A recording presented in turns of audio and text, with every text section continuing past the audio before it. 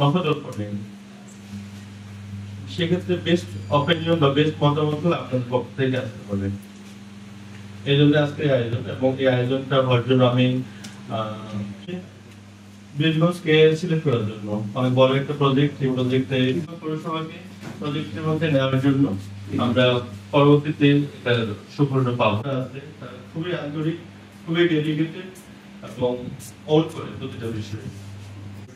Covid project থেকে আমরা শতভাগ সম্পন্ন করার কারণে পারফরম্যান্স বেসড গ্রান্ট, যেটা আইডিওটি ডিপি থেকে একটু কাজ হবে আর কিছু কাজ কোভিড, এই সবকিছু মিলে আমাদের কাজগুলো করা সহজ হয়েছে।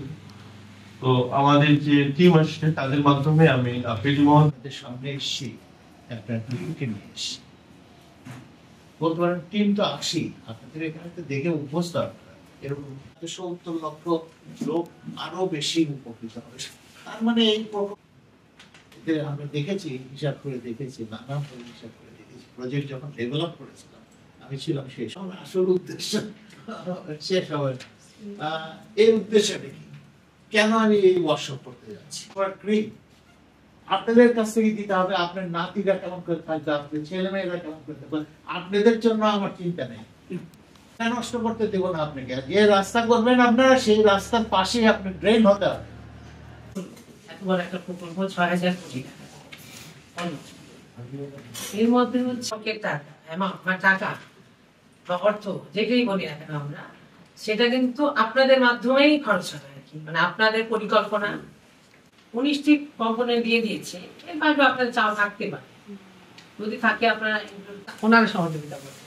তো এই 4টি গ্রুপের মতো ভাগ করা হবে আপনাদের, করার পরে আপনারা উন্নয়নের একটা আমাদেরকে প্ল্যানিং দেয়।